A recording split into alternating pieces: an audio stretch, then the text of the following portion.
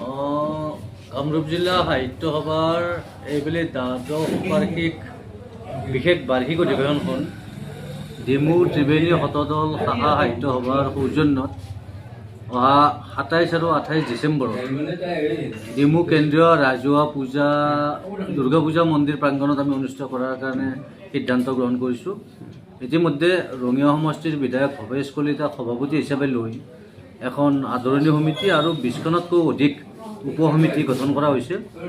আমি আদৰণি সমিতিয়ে ইতিমধ্যে প্ৰস্তুতি প্ৰায় সম্পূৰ্ণ কৰি তুলিছোঁ। আমাৰ ৮০% কাম ইতিমধ্যে শেষ হৈছে আৰু আগত ২-৩টা দিনত আমি বাকী কামখিনি আমি সম্পূৰ্ণ কৰিম। আৰু আমি আদৰণি সমিতিয়ে এটা কথা বিশেষভাৱে লক্ষ্য ৰাখিছোঁ যে কামৰূপ জিলাৰ অন্তৰ্গত ৫৪খন শাখা সাহিত্য সভাৰ পৰা যিসকল প্ৰতিনিধি আহিব সেই প্ৰতিনিধিসকলক যাতে আমি সুন্দৰভাৱে শৃংখলাবদ্ধভাৱে আমি আপ্যায়িত কৰিব পাৰোঁ বা আদৰণি জনাব পাৰোঁ, তাৰ কাৰণে আমি বিশেষ সতৰ্ক হৈছোঁ বা আমি বিশেষভাৱে চেষ্টা অব্যাহত ৰাখিছোঁ। ইতিমধ্যে আমাৰ আৰ্থিকভাৱে কিছু আমাৰ নাটনি হৈছে।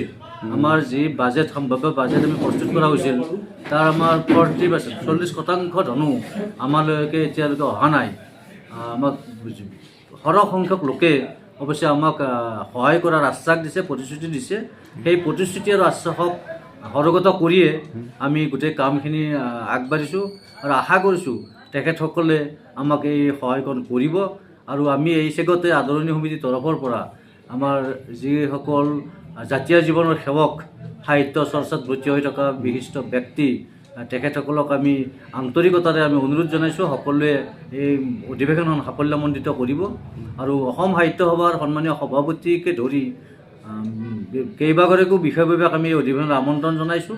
আমাৰ প্ৰথম দিনা ২৭ ডিচেম্বৰত অসম সাহিত্য সভাৰ প্ৰতিষ্ঠা দিৱস উপলক্ষে আমাৰ পতাকা উত্তোলন কৰা হ'ব, স্মৃতি দৰ্পণ কৰা হ'ব আৰু অসমীয়া জাতিৰ প্ৰাণৰ শিল্পী জুবিন গাৰ্গ আৰু সুধাকণ্ঠ ডক্টৰ ভূপেন হাজৰিকাদেৱলৈ আমি শ্ৰদ্ধাঞ্জলি জনোৱা হ'ব। তাৰপিছতে আমাৰ ত্ৰিবেণী শতদল শাখা সাহিত্য সভাৰ প্ৰতিনিধি সভা হ'ব। সন্ধিয়ালৈকে কামৰূপ জিলা সাহিত্য সভাৰ উদ্যোগত কুহি, যুৱ সংসদ আৰু ৰামধেনু অনুষ্ঠান অনুষ্ঠিত হ'ব। নিশা সাংস্কৃতিক সন্ধিয়াৰ ব্যৱস্থা কৰা হৈছে। ২৮ তাৰিখে ৰাতিপুৱা আমাৰ অধিৱেশনৰ পতাকা উত্তোলন কৰিব আমাৰ মূল পতাকা কামৰূপ জিলা সাহিত্য সভাৰ সন্মানীয় সভাপতি ডক্টৰ গণেশ্বৰ চহৰীয়াদেৱে।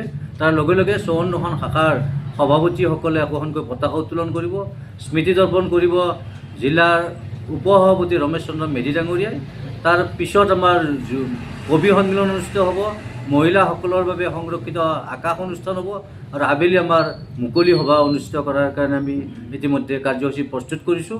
আৰু মুকলি সভাত আমাৰ আদৰণি সমিতিৰ স্মৃতিগ্ৰন্থ আৰু কামৰূপ জিলা সাহিত্য সভাৰ বাৰ্ষিক মুখপত্ৰ কামৰূপা আৰু কামৰূপ জিলা সাহিত্য সভাৰ প্ৰকাশন উপ সমিতিৰ দ্বাৰা প্ৰকাশিত ব্যক্তি আৰু ব্যক্তিত্ব শীৰ্ষক গ্ৰন্থকেইখনৰ উপৰিও এটা সুখৰ খবৰ, হাজো সমষ্টিৰ বিধায়িকা সুমন হৰিপ্ৰিয়া বাইদেউৰ এখন গ্ৰন্থ আৰু আমাৰ জিলা সাহিত্য সভা আৰু ত্ৰিবেণী শতদল শাখা সাহিত্য সভাৰ দ্বাৰা প্ৰকাশিত কেইবাখনো গ্ৰন্থ এই অধিৱেশনত আমাৰ উন্মোচন কৰা হ'ব।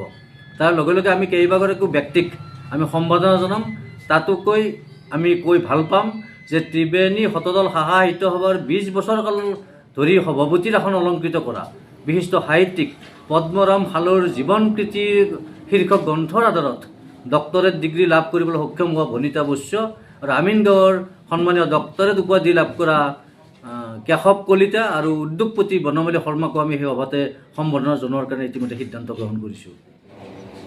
ধন্যবাদ। পোনপ্ৰথমে আপোনালোকক আমি ত্ৰিবেণী শতদল শাখা সাহিত্য সভাই অহা ২৭ আৰু ২৮ ডিচেম্বৰত দুদিনীয়া বৰ্ণাঢ্য কাৰ্যসূচীৰে কামৰূপ জিলা সাহিত্য সভাৰ মধ্যকালীন অধিৱেশনখনি অনুষ্ঠিত কৰাৰ কাৰণে যোজনা চলাইছোঁ।